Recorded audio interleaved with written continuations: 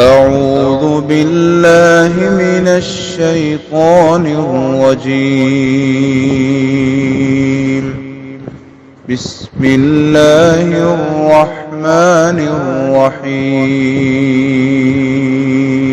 آوارہ عورتیں اگر نام کی مسلمان بھی ہوں تو ان سے بھی پردہ کر لینا بہتر ہے. یہ تو بس دکھاوے کا حجاب ہے، اس لیے اللہ سے ڈر کر یہ کام کرو. اور اسی طرح سے اپنے نفس کی پوجا، جہاں جی چاہا وہاں کر لیا، جہاں جی چاہا وہاں نہ کیا، جتنا جی چاہا اتنا کر لیا، جتنا جی چاہا اتنا نہ کیا، جب جی چاہا کر لیا، جب جی چاہا نہ کیا. تو وہ مختصر الفاظ صلی اللہ علیہ وسلم. اور ہمارے بر صغیر کے اندر تو باقاعدہ لوگوں نے مشینیں لگائی ہوئی ہیں درود پاک بنانے. تو اللہ کی قسم سب سے بہترین الفاظ وہ ہیں جو پیارے نبی جناب محمد الرسول اللہ صلی اللہ علیہ وسلم کی زبان صادق سے نکلے. السلام علیکم ورحمۃ اللہ وبرکاتہ. سورۃ الاحزاب آیت نمبر 55 سے ان الحمد للہ والصلاة والسلام علی رسول اللہ اما بعد. اعوذ باللہ السمیع العلیم من الشیطان الرجیم من ہمزہ ونفخہ ونفثہ. لا جناح علیہن فی آبائہن ولا ابنائہن ولا اخوانہن ولا ابناء اخوانہن ولا ابناء اخواتہن ولا نسائہن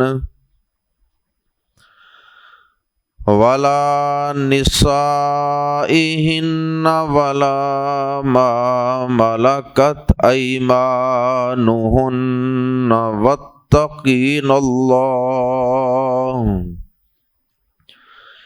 واتقین اللہ ان اللہ کان علی کل شیء شہیدا. ان اللہ وملائکتہ یصلون علی النبی یا ایہا الذین آمنوا صلوا علیہ وسلموا تسلیما.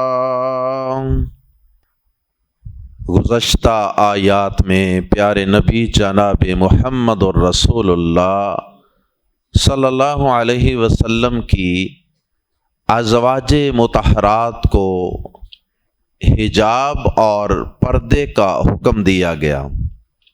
سب سے پہلی آیت مبارکہ میں اللہ رب العزت نے ان چند رشتوں کا تذکرہ فرمایا ہے جن سے ازواج مطہرات کے لیے اور اسی طرح دیگر ایمان والی عورتوں کے لیے پردہ کرنا کوئی ضروری نہیں، پردے کی کوئی حاجت اور ضرورت نہیں. اگرچہ ان رشتوں کا جن سے پردہ کرنے کی ضرورت نہیں ہے، اللہ رب العزت نے سورہ نور کی آیت نمبر 31 میں تفصیل سے تذکرہ فرمایا، لیکن یہاں اختصار سے ان میں سے چند رشتوں کا ذکر فرمایا. آئیے سب سے پہلی آیت مبارکہ میں ان رشتوں کا تذکرہ پڑھتے ہیں جن سے پردہ کرنے کی ازواج مطہرات اور ایمان والی عورتوں کو ضرورت نہیں. لا جناح کوئی گناہ نہیں، علیہن ان پر، ان عورتوں پر کوئی گناہ نہیں. اور علیہن میں جو ہنہ کی ضمیر ہے اس میں ازواج مطہرات بھی سب سے پہلے شامل ہیں اور اس کے بعد دیگر ایمان والی عورتیں بھی۔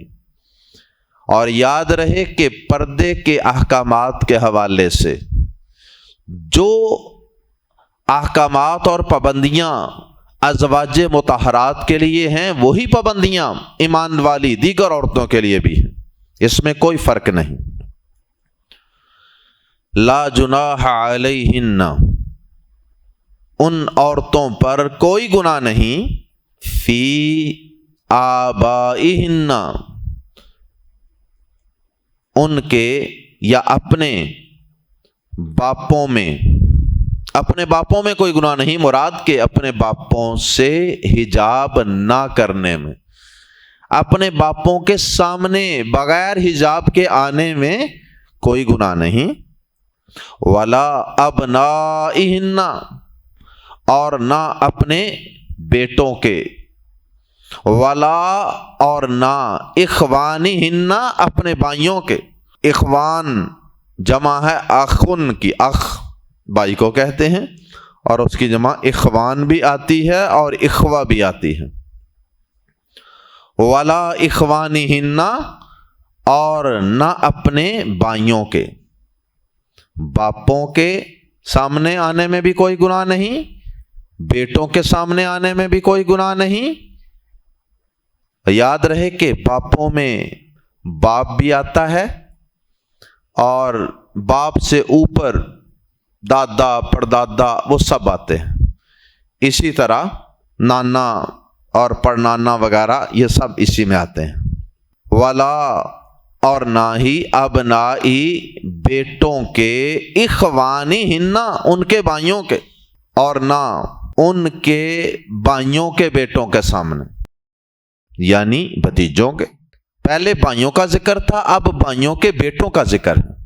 پہلے صرف فرمایا ولا اخوانہن، اور آگے فرمایا ولا ابنائی اخوانہن، نہ اپنے بھائیوں کے بیٹوں کے سامنے یعنی بھتیجوں کے سامنے، ولا اور نہ ہی ابنائی، بیٹوں کے، اخواتہن، اپنی بہنوں کے، اور نہ بہنوں کے، اپنی بہنوں کے بیٹوں کے سامنے آنے میں کوئی گناہ ہے۔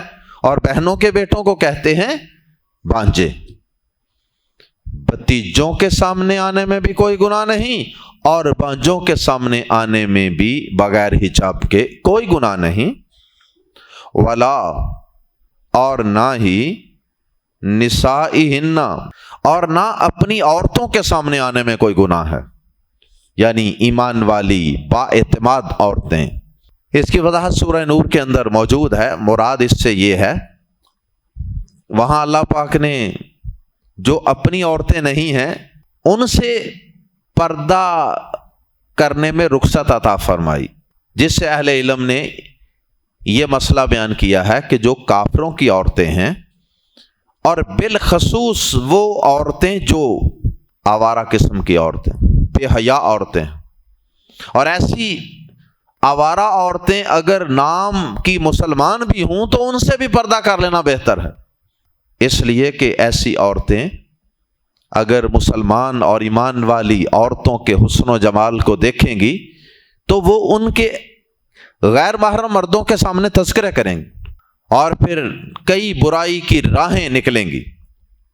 اس لیے بہتر ہے کہ جو اپنی عورتیں ہیں صرف ان کے سامنے عورت حجاب اتارے، اپنی ایمان والی، اعتماد والی، اور جو اس کے علاوہ عورتیں ہیں ان کے سامنے بھی عورت حجاب میں رہے۔ ولا اور نہ ہی ما جن کے مالکت مالک ہوئے، ایمانہن، یمین کی جمع ایمان، اور نہ ہی ان کے سامنے بغیر حجاب کے آنے میں کوئی گناہ ہے جن کے مالک ہوئے ایمانہن، ان کے دائیں ہاتھ، جن کے مالک ان کے دائیں ہاتھ ہیں۔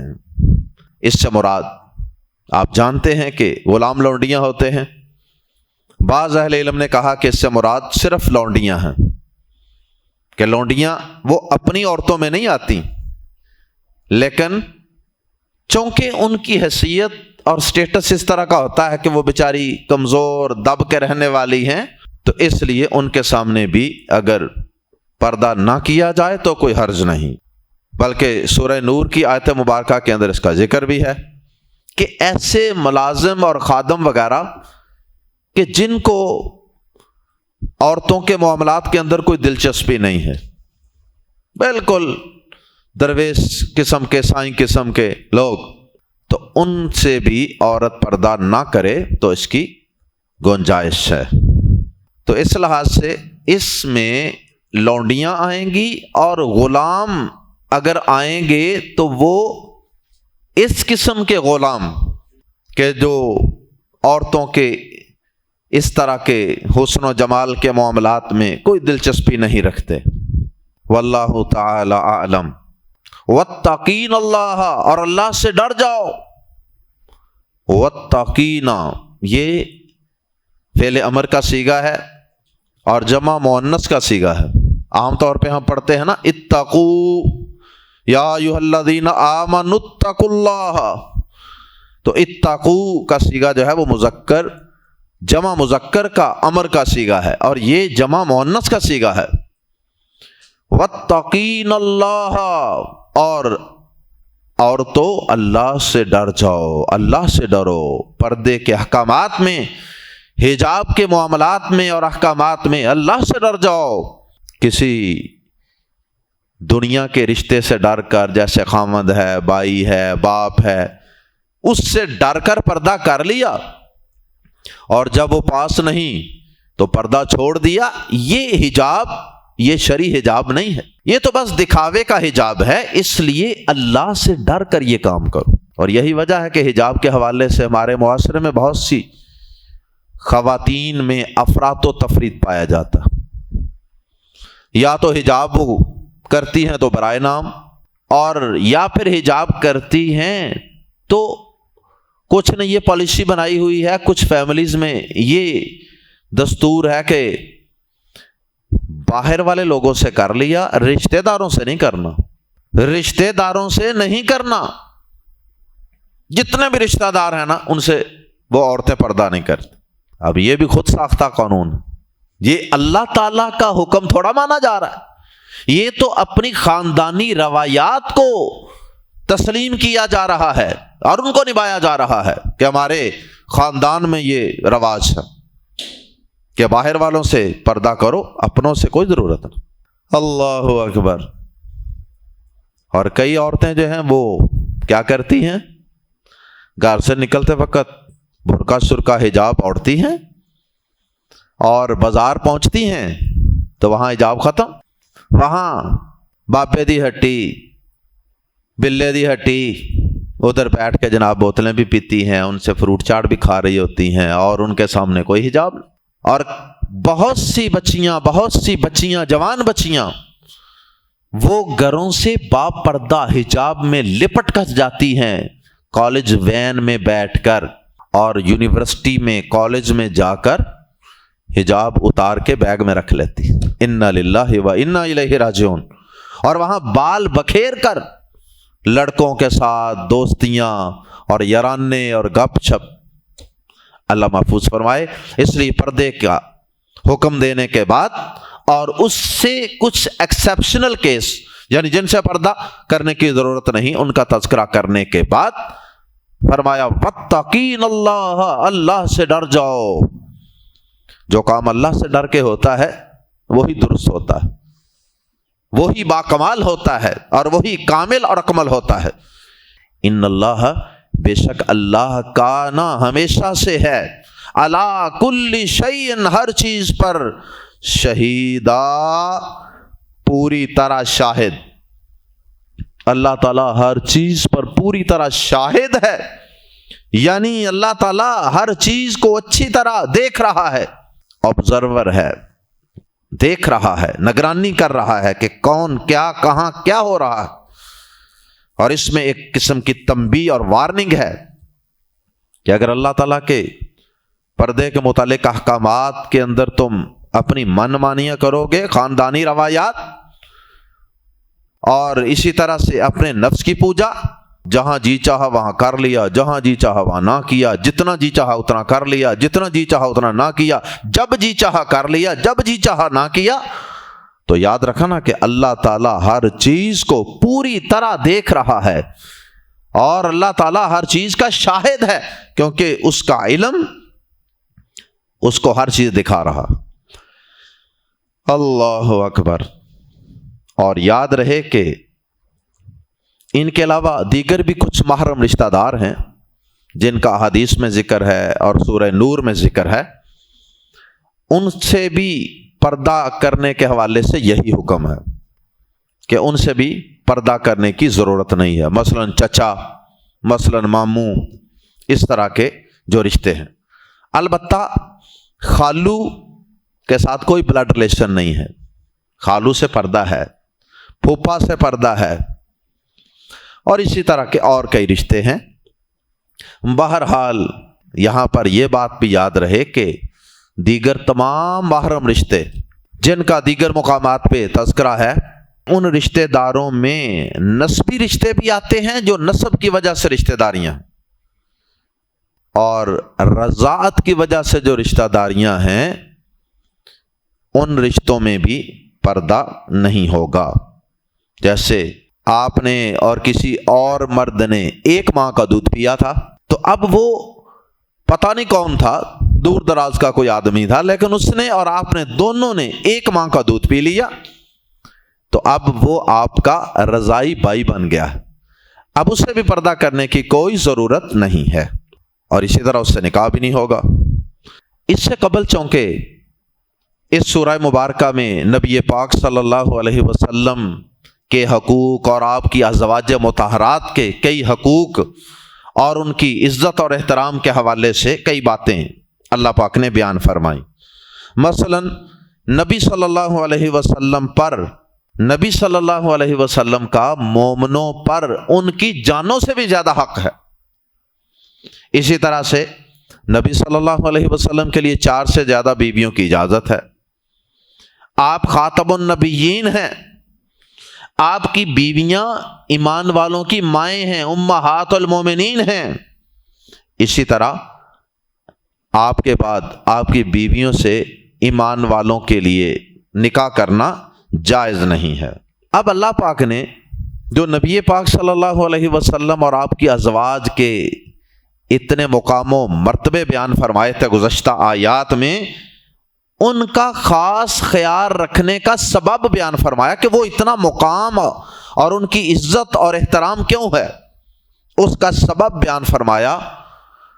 وہ اس لیے اللہ کے پیارے نبی صلی اللہ علیہ وسلم اور آپ کی ازواج مطہرات کا اتنا بلند مقام اور مرتبہ اس لیے ہے، ان کے اس قدر حقوق اس لیے ہیں کہ ان اللہ، بے شک اللہ، یہ انا علت اور وجہ بیان کرنے کے لیے بھی آتا ہے۔ ان اللہ، اس لیے کہ بے شک اللہ، وملائکتہ، اور اس کے فرشتے، یصلون، صلاۃ بھیجتے ہیں، جسے فارسی زبان میں ترجمہ کر لیا جاتا ہے درود بھیجتے ہیں، علی النبی، نبی پر، بے شک اللہ اور اس کے فرشتے نبی پر صلاۃ بھیجتے ہیں۔ صلاۃ کا معنی رحمت بھی، صلاۃ کا معنی دعا بھی، صلاۃ کا معنی ذکر خیر کرنا، اچھا ذکر کرنا، یہ سارے معنی ہیں اس کے۔ اور اس سے قبل ہم اسی سورت کی آیت نمبر 43 میں صلاۃ کی تفصیل وہاں بھی پڑھ چکے ہیں کہ یہ صلاۃ اللہ پاک ایمان والوں پر بھی بھیجتے ہیں، اور یہاں یہ صلاۃ نبی پاک صلی اللہ علیہ وسلم پر بھیجنے کا ذکر ہے۔ یا ایھا الذین آمنوا، اے لوگو جو ایمان لائے ہو، صلو، صلاۃ بھیجو یا درود بھیجو، علیہ، اس پر، وسلموا، اور سلام بھیجو، تسلیما، خوب سلام بھیجنا۔ سلمو کا تاکیدی مصدر ہے تسلیما، خوب سلام بھیجنا، اور سلام بھیجو، خوب سلام بھیجنا۔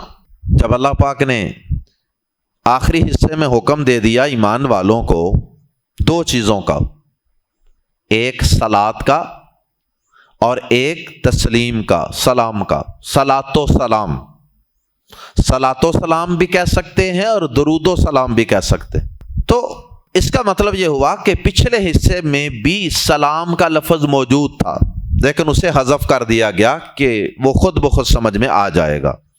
یعنی اصل میں سمجھنے کے لیے پوری آیت یوں بنتی ہے، ان اللہ و ملائکتہ یصلون علی النبی و یسلمون، بے شک اللہ اور اس کے فرشتے نبی پر صلات بھیجتے ہیں، و یسلمون، اور سلامتی بھیجتے ہیں۔ اے ایمان والو تم بھی اس پر صلات بھیجو اور خوب سلام بھیجو۔ اللہ اکبر۔ سلامتی کی دعا، اور صلات کا معنی دعائے رحمت، دعائے بخشش، بلندی درجات کی دعا۔ اور ایک معنی یہ بھی ہے ذکر خیر، کہ اللہ پاک نبی پاک صلی اللہ علیہ وسلم کا ذکر خیر اپنے انتہائی مقرب فرشتوں کے اندر فرماتا۔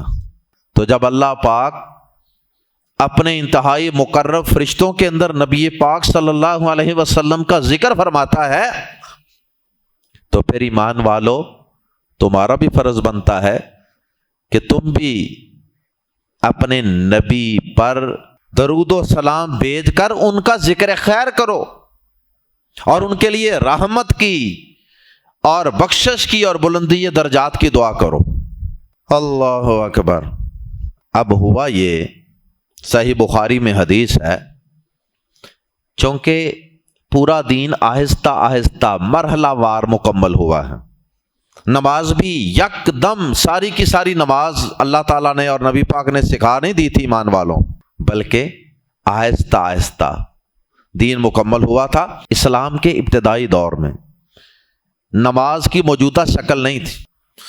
شروع میں نماز میں لوگ آپس میں کلام بھی کر لیتے تھے، بات بھی کسی سے کرنی پڑتی تھی تو نماز کی حالت میں آدمی بات بھی کر لیتا تھا، لیکن بعد میں کلام کو بھی منع کر دیا گیا۔ اسی طرح التحیات، سلام کے ساتھ ساتھ درود پڑھنے کی بھی اللہ تعالیٰ کی طرف سے تاکید کر دی گئی اور اس کا حکم دے دیا گیا۔ شروع میں التحیات میں صرف کیا پڑھا جاتا تھا؟ تشہد میں التحیات للہ والصلوات، بس درود شریف نہیں پڑھا جاتا۔ صحیح بخاری میں حدیث ہے، کعب بن عجرہ رضی اللہ تعالی عنہ اور دیگر صحابہ کے متعلق یہ روایات آتی ہیں کہ جب سورۃ الاحزاب کی یہ آیت مبارکہ نازل ہوئی، ان اللہ و ملائکتہ، تو صحابہ نبی صلی اللہ علیہ وسلم کی خدمت میں حاضر ہو۔ اے اللہ کے نبی صلی اللہ علیہ وسلم، اللہ پاک نے ہمیں دو چیزوں کا حکم دیا ہے ان آیات میں، اس آیت مبارکہ میں۔ ان میں سے ایک کام سلامتی کی دعا، وہ تو ہم آپ سے پہلے سیکھ چکے، اور وہ کیسے سیکھ چکے تھے؟ دوسری حدیث صحیح بخاری کی، اس میں اس کی وضاحت ہے۔ عبداللہ بن مسعود رضی اللہ تعالیٰ عنہ بیان کرتے ہیں کہ پیارے نبی صلی اللہ علیہ وسلم نے مجھے تشہد میں التحیات پڑھنا اس طرح اہتمام سے سکھایا کہ جس طرح قرآن مجید کی کوئی سورت سکھائی جاتی، اتنے اہتمام سے التحیات سکھایا پیارے نبی صلی اللہ علیہ وسلم نے۔ التحیات للہ والصلوات والطیبات، السلام علیکہ ایہا النبی، سلامتی ہو آپ پر اے نبی صلی اللہ علیہ وسلم۔ یہ ہے اس میں سلامتی کی دعا۔ اب کعب بن عجرہ رضی اللہ تعالیٰ عنہ اور دیگر صحابہ نبی پاک صلی اللہ علیہ وسلم کی خدمت میں حاضر ہوئے، جا کے کہا اللہ کے نبی صلی اللہ علیہ وسلم، ہم آپ سے سلام پڑھنے کا طریقہ تو سیکھ چکے ہیں، اب اللہ پاک نے ساتھ اس کے صلات بھیجنے کا بھی حکم دے دیا ہے، تو اب آپ ہمیں سکھائیے کہ ہم نے صلات کس طرح بھیجنا ہے۔ تو پیارے نبی صلی اللہ علیہ وسلم نے پھر صحابہ کرام کو یہ الفاظ سکھائے، قل یقولو، کہو اللہم صلی علی محمد وعلی آل محمد کما صلیت علی ابراہیم وعلی آل ابراہیم انک حمید مجید۔ اللہم بارک علی محمد وعلی آل محمد کما بارکت علی ابراہیم وعلی آل ابراہیم انک حمید مجید۔ یہ درود پاک کے مشہور و معروف الفاظ ہیں جو صحیح بخاری میں، اور یاد رہے کہ اس درود پاک کو درود ابراہیمی کہا جاتا ہے، اور اس کے علاوہ بھی اس درود کے کئی الفاظ صحیح بخاری میں موجود، تھوڑے تھوڑے الفاظ کی تبدیلی اور فرق کے ساتھ کئی الفاظ اس درود ابراہیمی کے پیارے نبی صلی اللہ علیہ وسلم سے ثابت ہیں۔ تو بہرحال ہمارے ہاں جو سب سے زیادہ معروف ہیں اور سب سے زیادہ سمپل الفاظ ہیں وہ میں نے آپ کے سامنے عرض کر دی ہیں، اور ہم اکثر لوگ وہی پڑھتے ہیں۔ تو جب آپ نے پہلے سلام سکھا دیا تحیات کی شکل میں، بعد میں آپ نے صلاۃ پڑھنا یا درود پڑھنا سکھا دیا درود ابراہیمی کی شکل میں، تو گویا کہ اس آیت مبارکہ پر بنیادی طور پہ تو عمل ہو گیا، یعنی ہر وہ شخص جو 5 وقت نماز پڑھتا ہے وہ در حقیقت اس آیت مبارکہ پر صحیح معنوں میں عمل کر رہا، اور جو بے نماز ہے، کبھی پڑھ لی کبھی چھوڑ دی، بے نماز شخص جتنا مرضی ادھر ادھر درود پڑھتا رہے، اس آیت مبارکہ پر اس کا کوئی عمل نہیں۔ اس آیت مبارکہ پر اصل میں عمل اس کا ہے جو نمازی شخص ہے، کیونکہ نماز میں التحیات بھی پڑھے گا، درود پاک بھی پڑھے گا، درود ابراہیمی۔ اللہ اکبر۔ ہاں، اس کے علاوہ بھی پیارے نبی صلی اللہ علیہ وسلم سے کئی مقامات پر درود پڑھنا ثابت ہے۔ مثال کے طور پہ اذان کے بعد اذان کا جواب دینا ہے پہلے، اور اس کے بعد پھر درود شریف پڑھنا ہے۔ اسی طرح نبی صلی اللہ علیہ وسلم سے مسجد میں داخل ہوتے وقت اور مسجد سے نکلتے وقت کی جو دعائیں ہیں ان میں ایک دعا یہ بھی ہے والصلاۃ والسلام علی رسول اللہ، والصلاۃ والسلام علی رسول اللہ۔ ایک لفظ ہے بسم اللہ، ایک ہے الصلاۃ بسم اللہ، اور والصلاۃ والسلام علی رسول اللہ۔ یہ الفاظ احادیث میں موجود ہیں، مسجد میں داخل ہوتے وقت بھی اور مسجد سے نکلتے وقت بھی۔ اور اسی طرح نماز جنازہ کے اندر بھی پہلی تکبیر کے بعد سورۃ الفاتحہ اور کوئی سورت، اور دوسری تکبیر کے بعد درود ابراہیمی۔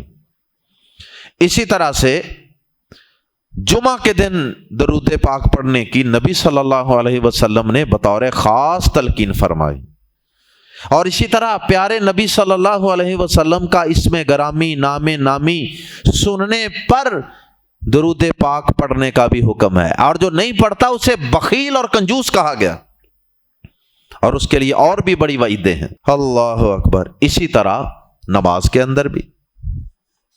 تو یہ مختلف مقامات ہیں، چند مشہور مقام جو امام ابن کثیر رحمہ اللہ نے تفسیر ابن کثیر میں نقل فرمائے ہیں۔ اور درود پاک نہ پڑھنے کی بڑی سخت وعید بھی ہے۔ ایک طرف تو درود پڑھنے کی فضیلتیں بھی ہیں احادیث میں، اللہ تعالیٰ گناہ معاف کرتا ہے، درجات بلند کرتا ہے، اس پر اللہ رحمت نازل فرماتا ہے، اور یہ دعا کی قبولیت کے لیے بھی درود پاک پڑھنا بڑا ضروری ہے۔ ہاں، یہ مقام بھی رہ گیا، دعا کے اندر بھی درود پاک کا اہتمام کرنا چاہیے۔ تو نبی صلی اللہ علیہ وسلم نے درود نہ پڑھنے کی بھی بڑی وعید بیان فرمائی ہے۔ آپ نے فرمایا کہ جامع ترمذی میں حدیث ہے کہ کوئی قوم کسی مجلس میں نہیں بیٹھی جنہوں نے اس میں اللہ کا ذکر نہ کیا اور اس کے نبی پر درود نہ پڑھا، مگر وہ مجلس قیامت کے دن ان کے لیے باعث حسرت و افسوس ہوگی۔ یعنی کسی بھی مجلس میں، کسی بھی اہم مجلس میں آپ بیٹھیں تو کوشش کریں کہ اس میں کچھ اللہ کا ذکر ہو جائے، اللہ کی بات ہو جائے، پیارے نبی صلی اللہ علیہ وسلم کی کوئی بات ہو جائے۔ لیکن افسوس کہ ہماری اکثر مجلسیں، ہماری اکثر سیٹنگز ایسی ہوتی ہیں، ان میں کولڈ ڈرنک بھی چلتی ہے، اس میں پزے بھی چلتے ہیں، اس میں برگر بھی چلتے ہیں، اس میں گپ شپ بھی چلتی ہے، اس میں غیبتیں اور چغلیاں بھی چلتی ہیں، کہے بھی چلتے ہیں، اور اس میں کسی کی عزت کی اور اس کی پگڑی کو اچھالنے کی باتیں بھی چلتی ہیں۔ بات نہیں ہوتی اس مجلس میں تو اللہ کی بات نہیں ہوتی، دین کی بات نہیں ہوتی، پیارے نبی صلی اللہ علیہ وسلم کی بات نہیں ہوتی، آپ پر درود و سلام پڑھنے کی بات نہیں ہوتی۔ بہرحال ان چیزوں کا اہتمام کرنا چاہیے۔ تو نبی صلی اللہ علیہ وسلم کا جب اس میں گرامی ہم سنیں تو اس کے لیے پورا درود ابراہیمی نہ بھی پڑھیں، مختصر الفاظ بھی پڑھ لیں، تو وہ مختصر الفاظ صلی اللہ علیہ وسلم، اس میں درود اور سلام دونوں کا ذکر آ گیا۔ صلی اللہ یہ صلاۃ ہے، اور آخر میں جو ہے نا صلی اللہ علیہ اور آخر میں ہے وسلم، یہ سلام، اور یہ الفاظ صحابہ کرام سے ثابت ہیں۔ باقاعدہ حدیث کی کتابوں میں یہ الفاظ اکثر صحابہ نے، تابعین نے اور محدثین نے نقل فرمائے ہیں۔ درود پاک کوشش کرنی چاہیے کہ مسنون الفاظ کے ساتھ پڑھا جائے، اس لیے ہم کہتے ہیں کہ درود پڑھیے، ضرور پڑھیے، مگر مسنون پڑھیے۔ 2-3 باتیں یاد رکھیں۔ درود پاک پڑھنے کے لیے سب سے بہترین الفاظ وہ ہیں جو پیارے نبی صلی اللہ علیہ وسلم کے مسنون الفاظ ہیں، جو احادیث سے ثابت الفاظ ہیں، وہ سب سے بہترین اور دی بیسٹ ہیں۔ اور دوسرے وہ الفاظ ہیں جو قرآن و حدیث میں موجود تو نہیں ہیں، بنائے تو کسی انسان نے ہیں، لیکن ان کے معنی مفہوم میں کوئی غلطی نہیں ہے، کوئی عقیدے کی خرابی نہیں ہے، تو وہ درود و سلام جو سب سے پہلا ہے مسنون، وہ سب سے بہترین۔ اور جو الفاظ کسی نے بنائے ہیں لیکن ان کا معنی مفہوم قرآن و حدیث سے ٹکراتا نہیں ہے، اس میں کوئی عقیدے کی خرابی نہیں ہے، ان الفاظ کو جائز کہا جا سکتا ہے۔ اچھا، اس دوسری قسم کی مثال، مثلا عربوں کے اندر اکثر یہ جملہ چلتا ہے صلو علی الحبیب، صلو علی الحبیب۔ اب یہ کوئی حدیث نہیں ہے، بس انہوں نے ایک لفظ بنایا۔ تو اسی طرح کوئی بھی درود کے الفاظ جن میں کوئی عقیدے کی خرابی نہ ہو ان کو پڑھنا جائز ہو سکتا ہے، لیکن بہتر ہے مسنون الفاظ پڑھیں جب وہ الفاظ ہمارے پاس موجود ہیں۔ اور پھر تیسری قسم ہے جس میں الفاظ خود بنائے جائیں اور اس میں کوئی عقیدے کی خرابی ہو، ان الفاظ سے حد الوسع بچنا چاہیے۔